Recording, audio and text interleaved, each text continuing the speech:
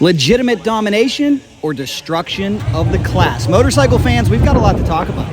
That one guy's got a fast bike. When he lays a number down, I mean, nobody can be within 600-700 of them. So, Oh, we've got big news in Pro Stock Motorcycle, and trust me, this is not the news we want to report to you because it's not good news for the class. Turnout is dropping to a record low. This is what we warned of. We're seeing racers exit this class left and right. Now, I certainly hope you have watched our first two Pro Stock Motorcycle videos about the alleged controversy in the category this year. If not, make sure you catch up on those. Let's bring you up to speed. Team Vance Hines has amassed a record-breaking win streak. Now, is it legit domination or is there favoritism, and is the deck stacked? Here's what we do know. Since the beginning of the year, Joey Gladstone and Cory Reed have left the class. In fact, Joey Gladstone's Vance Hines built Suzuki Hayabusa is for sale. We have also seen V-twin racer Flyin Ryan Oehler decide to park his motorcycle. And here is a big story, guys. If you remember in the beginning of the year, Ellie Tonglet, the 2010 NHRA Pro Stock Motorcycle champion, one of the best pure riders in the category, came back this year to ride a Vance Hines rental. The bike was sold as the same exact equipment that Gaige Herrera is on. It was $12,500 a race. Ellie was supposed to be there for the remainder of the year. What we do know now is that deal has abruptly come to an end, and Ellie Tonglet was not in Virginia. Now, here's what we do know. Oftentimes, to ride a Vance Hines bike, you have to sign an NDA, a non-disclosure agreement. So we don't know a whole lot about this, but sources close to the situation say that the Tonglets were very unhappy after the first several races that they were not able to approach the level of performance of Gaige Herrera. Racers are getting worn out, jaded, and disgruntled. And when you talk about parity between the Suzukis and the V-twins, a V-twin hasn't won in over a year, and NHRA hasn't done much. We know in the beginning of the year they took the special red fuel away from Vance Hines. After Norwalk, they did come in with a rule change, and they took 10 pounds off the Gen 1 V-twin. The problem is, most V-twin competitors have been running the Gen 2 since 2016. Why they wouldn't make a move to help the Gen 2, I'm not so sure. But here's what we do know. Gaige Herrera has a streak for the ages. Undefeated in 2024. He has not lost a round since September of 2023. And now the crisis for the class is a lot of these racers don't see any value in going west to Seattle. The entry list shows just 12 motorcycles entered. It'll be the fourth consecutive race where this class has failed to field a full 16 bike field. And really, for competitive entertaining qualifying, what you need is 20 to 24 bikes. Something we used to have way back when. We used to have closer to 30. Well, let's get you to Virginia and show you how this got started in recent history, where Gaige Herrera was aiming for history, aiming to take out Bob Glidden's NHRA record that has stood since the 70s. All right, guys, let me bring you up to speed. It is sweltering hot at Virginia Motorsports Park. I think the track temp is 147. You gotta love this. And despite how hot it is, Ron Torno, the Rats crew, still out there dancing, having fun. Well, I'll tell you who's not having fun. That's a lot of competitors in the class, because let me break this down. If you're just saying to yourself, hey, what's wrong with this innocent win streak? Gaige Herrera is an awesome rider. Well, he is an awesome rider, maybe the best ever, but here is the problem. Here's what's making competitors raise an eyebrow. Since 1987, Vance Hines has rolled this class with an iron fist. In fact, only 4 non-Vance Hines teams have been able to win a championship. Also, Vance Hines controls the Suzuki market. They manufacture the crankshaft, the billet cases, the 4-valve cylinder head, the Hayabusa bodywork, and other parts. Now, here's the problem. For 18 years, Vance Hines had an exclusive deal with Harley-Davidson, where no other competitor, despite multiple attempts, could obtain a Harley-Davidson in a class where everything is supposed to be available to the public. Now Vance Hines says all their Suzuki parts are available to the public. Some competitors tell us, no, that's not the case. So your only way to get away from Vance and Hines as a competitor and have a chance at being independent is to run a V-twin. Now, if you run a V-twin, a totally different animal, you rely on NHRA to maintain parity. And that is why Matt Smith and others have been frustrated that NHRA has not been proactive in making rule changes. Gaige Herrera continues to get closer and closer to making history and breaking Bob Glidden's consecutive win streak. Can he do it? Let's find out. And just like that, our semifinal is set to go down. We got a good old-fashioned Suzuki versus V-twin battle. 2 Vance and Hines Hayabusas left, 2 Buells left. A lot has happened since yesterday. It was sweltering hot once again. Then we got a rainstorm. Now it's cooled down and it's pretty pleasant. John Hall is the last remaining member for MSR. I tell you, this is going to be a fight to the finish. Gaige Herrera continues to get closer and closer to achieving history. Out of Vance and Hines. There's the one and only Gaige Herrera. There, ladies and gentlemen, is the one and only Richard Gladstone. There's the V-twin of Hector Herrera. This is a big deal, guys. Hector Herrera was the last to win on a V-twin, and it came almost a year ago. But it's not going to happen here for Hector. He pushed the tree, went red. Great story, though, with Richard Gladstone. He's turned on a lot of win lights here, and I'm very happy that he's getting this opportunity. Again, these 2 young men, Herrera, Gladstone, nothing against them. They're doing what they should do, taking advantage of an opportunity. 681, 198. Big congratulations, Richard Gladstone. After Hector Herrera goes, Hector knew he needed to take a shot at it. He went red. Congratulations to Richard Gladstone going to the final.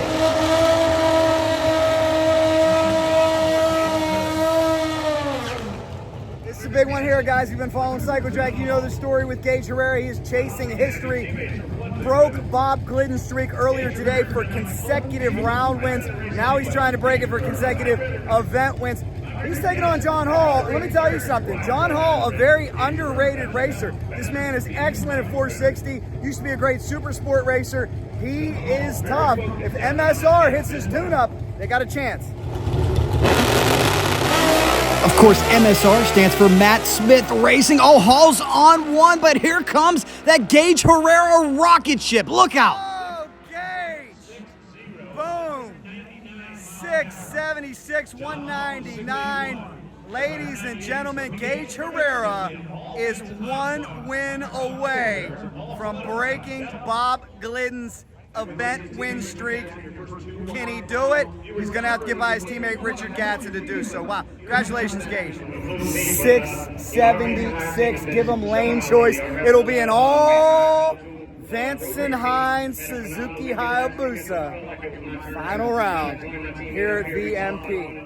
And where have I seen this before? Where have I said Vance and Hines final before? Many times when the Harley-Davidson V-Rods would face off in the final round. Only this time, that historic win takes out Bob Glidden's record. And we still have this looming issue, though, about the donations and the influence that Terry Vance has with the NHRA. That is the only thing that perhaps could taint this great achievement. Both went to the final. Funny car or in Pro Stock. Funny car was close. So guys, big congratulations to Richard. I've been following that young man for a long time. Awesome. Gaige Herrera, congratulations to him. But if you've been watching my videos, you know how I feel about this Vance and Hines dominance. And here's what I'm worried about. We only had 14 bikes here this weekend, and a big story, Ellie Tonglet, who was on a Vance and Hines rental, is no longer here. There's been some speculation as to why he's not here, but it's $12,500 a race, and Ellie has not found the success.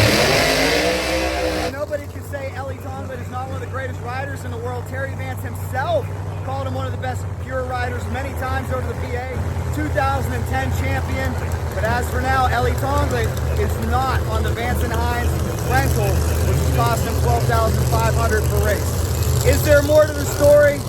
Time will tell, not so sure. The Tonglet certainly class act, so you know they're going to keep things quiet, but perhaps you can read between the lines as to what may have happened there. Remember, when you rent that bike, you're supposed to be getting the same exact equipment that Gaige Herrera has. Just like that, it is time for our all Vance and Hines final. It's go time, it is show time.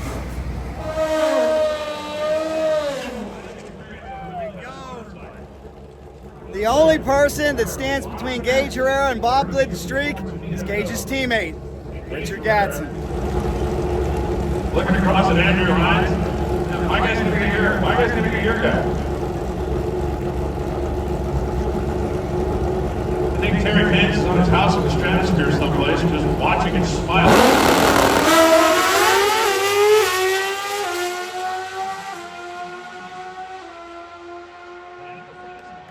Oh, Herrera, 675, 199. Guys, we have just witnessed history here on Cycle Drag. Gaige Herrera has now won more consecutive events than any driver in pro history. We're talking 2 wheels or 4 wheels. He broke Dave Schultz's record last week.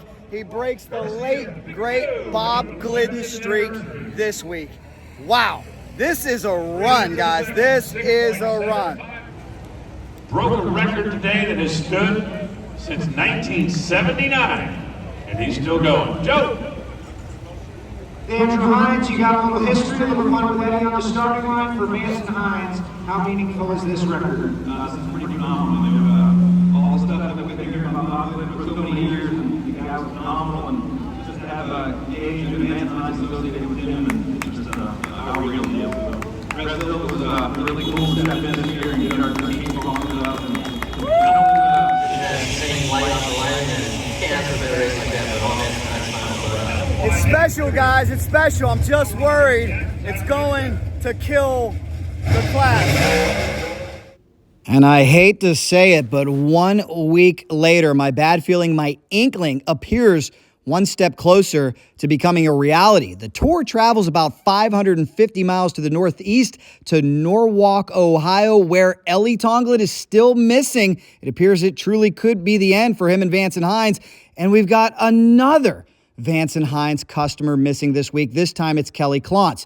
Luckily, bracket ace Wesley Wells stepped up, so that will keep our total at 14, but this class is hurting. What's not hurting is Terry Vance's Suzuki marketing project, as Gaige Herrera gets another full-page spread. That's good news for him and the rest of the team, but who will they have left to race? Because the next crisis is some racers are talking about not going on the Western Swing. They said it's not worth the money if they don't have a chance to win. Apparently, even Terry Vance was concerned about this, and racers tell us that NHRA Tech had a meeting, and one racer was told that NHRA Tech admitted to him they have not done a very good job maintaining parity between Suzuki's and V twins. Despite that, there were no rule changes coming into this race, and I wondered if Vance and Hines still had the Harley-Davidson V twins and a Suzuki ripped off 11 wins in a row, would there be a rule change? I tend to believe there would after covering this class for 20 years. Nonetheless, it's status quo, 14 bikes, and word is Vance and Hines may turn it down for this first round of qualifying in Norwalk. Let's check it out. It is time to kick things off, ladies and gentlemen. Friday night, Pro Stock Motorcycle Q1. Great to see Wesley Wells back. People from this area know him well, NHRA veteran, and alongside him, all the way from Japan, E.G. Kawakami. This is on a former Matt Smith motorcycle.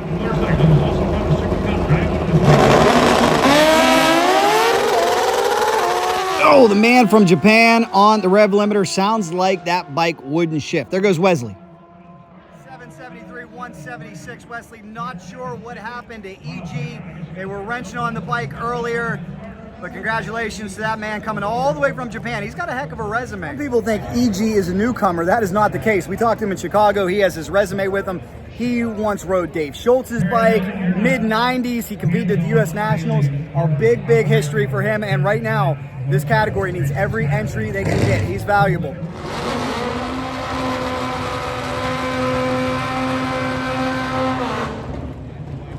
Here comes Chris Bostic. He'll be taking on Ron the Rat Torno from Pittsburgh, Pennsylvania. Ron also on a former Matt Smith motorcycle. Got some new updated body work on it. The Tater Chip Ellis helped do that. He was 687 with his victory bodywork, has yet to go faster with his bodywork, quicker I should say, but he has gone faster, more mile an hour. He's hoping for a personal best. As for the man over here, Chris Bostic, guys, that's a carbon copy of Gaige Herrera's bike, built by Mike Mullaney. Chris Bostic said he took the same program out of his laptop, copied the bike, Gen 3 Busa body, now tuned by Tim Kalungian. We'll see if Bostic, who's sponsored by the Surf, can get a big pass here. And of course the dancing rat.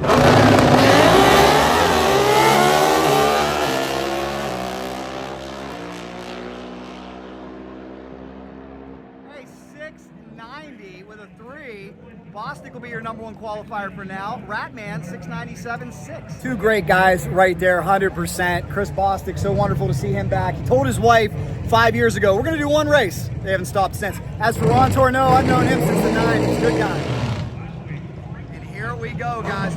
Mark, is that Mark Ingwersen?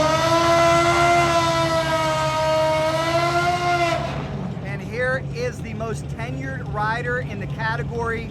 He will hit his 500th start this year. Check it out there with the Flyin Ryan Oehler crewman.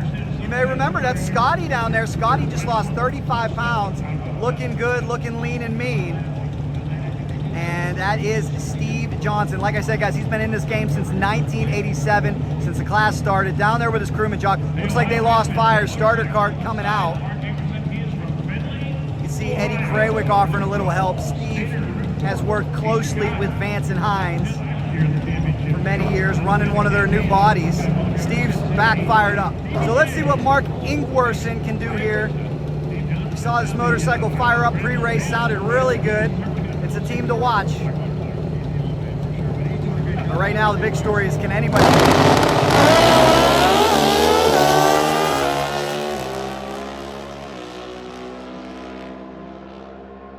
699 Johnson. How about Ingwersen? 687, 196. Nice pass. Nice pass, my friend. We all know the big storyline coming into this race. It's the dominance of Gaige Herrera. Just won his 10th, surpassed Bob Glidden's streak. He's got a chance to win a Oehler.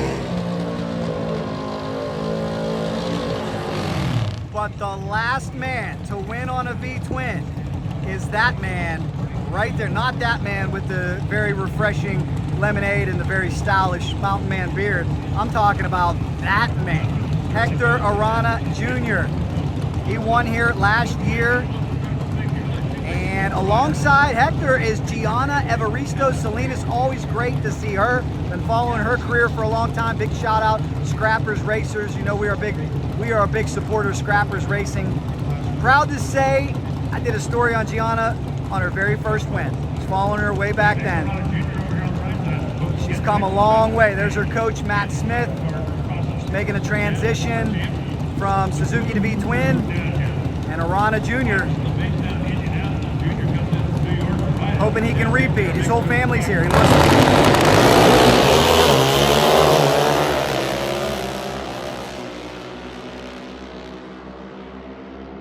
Oh, nice passes. 680. Great job, Gianna.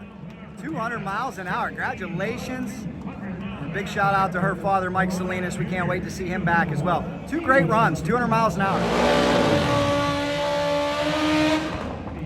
And ladies and gentlemen, here comes one of the rising stars in the category, your Rookie of the Year, Chase Vance. Hey, look at these guys. They can't find their seats. Guys, just sit down. Just sit down anywhere. We got plenty of room here in Norwalk. You guys rock.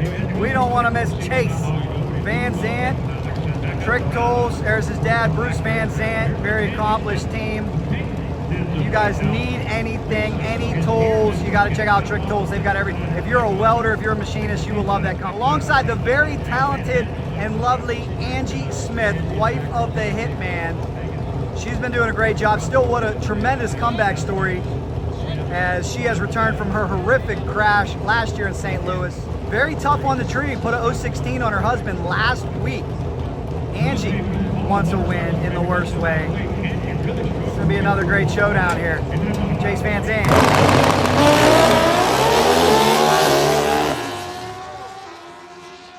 Problems, Angie.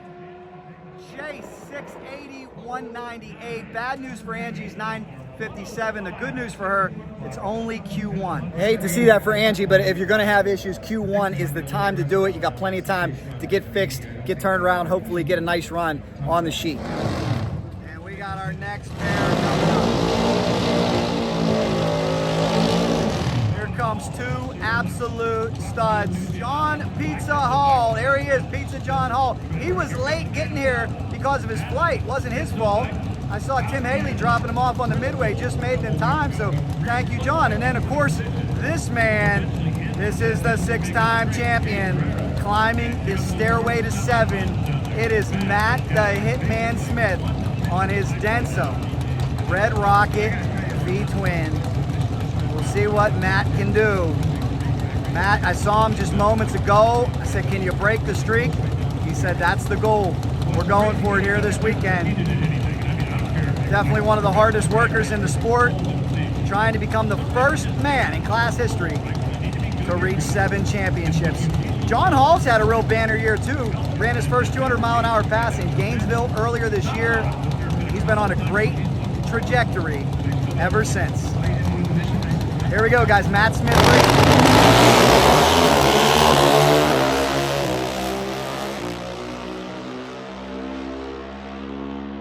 Oh, hello, Matt Smith. 674, 201.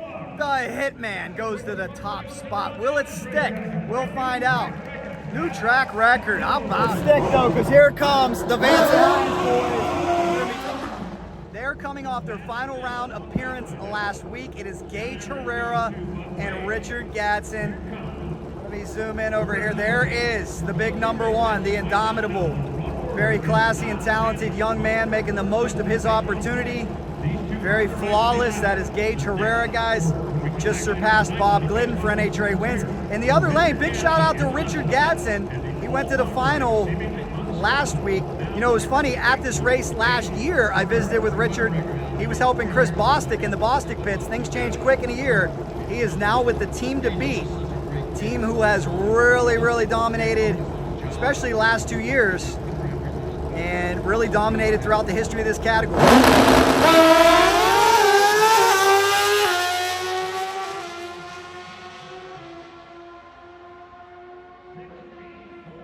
680 to 684. 684 game. So how about that, guys? One session down. The Hitman, Matt Smith, has got, I do believe, 600s on the field. Things change quickly here in Norwalk. We'll see what happens. Oh, and hold on, because we got a developing story. Matt Smith just accused the Vance Hines team of sandbagging, of slowing down to take some heat off the team. Terry Vance heard the remark on commentary and said, oh, come on, man. But you know what? Matt brings up a good point. How did the Vance and Hines team slow down that much in 5 days when the air was better, is what I would argue. If Matt has a point, if this team was truly sandbagging and can throw away qualifying runs, I think it points out just how imperfect the competitive balance in this category is. It accentuates the need for rules reform. But the question is, were they really sandbagging? Let's ask the outspoken Matt Smith. I heard you say to Brian Loans, you said they're sandbagging, they got the sandbags on. When you said it, Terry Vance was on commentary and heard it. His reaction was, oh, come on, man. What do you think right now? You do bring up a valid point about the air being a little better. Did they miss the tune? Is there something going on? What do you think? All I can say, it was 300 to 400 feet better than Richmond here. I went 76 there. I went 74 here. He went 70 there. He went 79 here. The math don't add up. So ultimately, I think Gaige should have went 67, 68, and that's where they should be at right now. So I know Gaige didn't forget how to ride, so he's a great rider. So I'm gonna say it's Andrew missing the keyboard, or Andrew did it on purpose. So one of the two is going on, and I'm not dumb. NHRA is not dumb. They see what's going on, so we'll see what happens. Is that something that gets in your head at all, or are you able to just zone that out? I know it's got to be tough knowing your competitor has incredible power and they could step up, but you're not sure if they might have missed the tune legitimately. Is that tough, or do you just kind of zone it out? No, I know the power's there for them, and I know they can go to number 1 at any time. So I'm not worried about it. I'll enjoy while I can. I'll eat my ice cream. There it is. And, you know, all in all, we had a good day. Our whole camp had a good day, and we'll continue tomorrow and see what happens.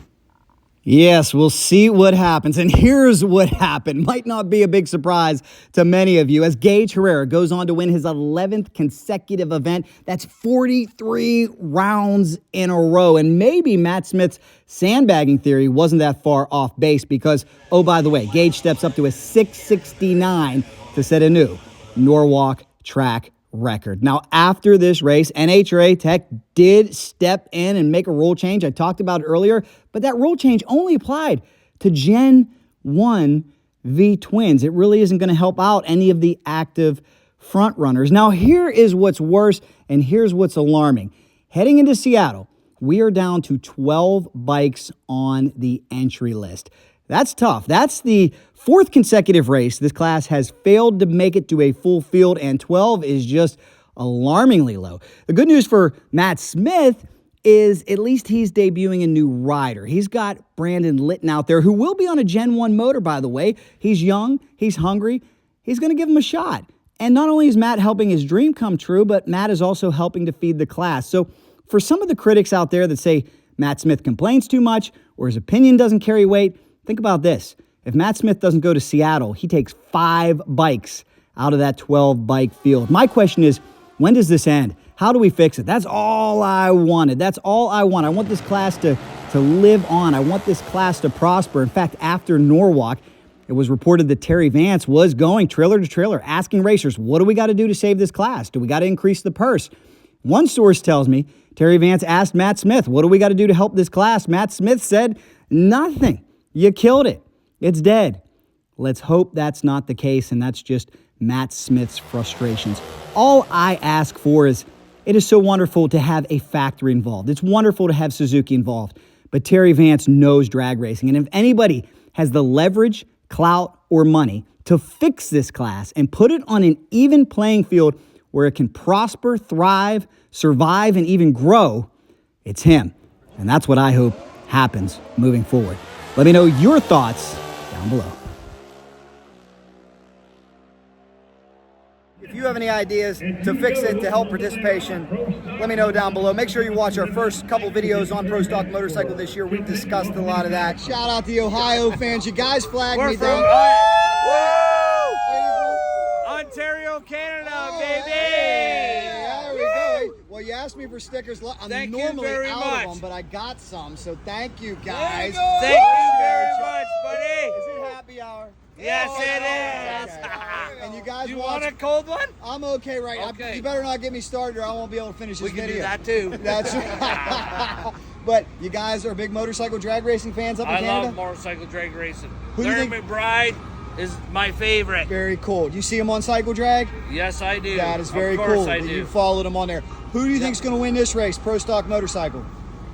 I'm going with Gaige Herrera. Yeah. That's hard to go Go for an against him, huh? underdog. There we go. Well, thank you guys for Mike watching all the Smith. way from Canada. And don't count out this man because he won it last year, Hector Jr. Team Arana. Oh, yeah, Team Arana, baby. Don't count out Team Arana. Shout out to Cycle Drag Magazine, buddy. Thank you. That's it, guys. Pro Stock Motorcycle rolls on here from one of my favorite tracks, one of the most beautiful tracks in the country, Summit Motorsports Park. But again, we ask you, can we save this class? Will participation increase? They need to get back to full fields. And I'm not just talking 16. You really need to get back to a situation where you're getting over 20 bikes. Then qualifying really, really means something. Right now, 14 bikes, tough stretch for this class. If you have any ideas to fix it, to help participation, let me know down below. Make sure you watch our first couple videos on Pro Stock Motorcycle this year. We've discussed a lot of that. And if you like this video, here's another one for you. Subscribe right in the middle. And you know if there's anything fast motorcycles, we're in. From Norwalk, Cycle Drag rolls on.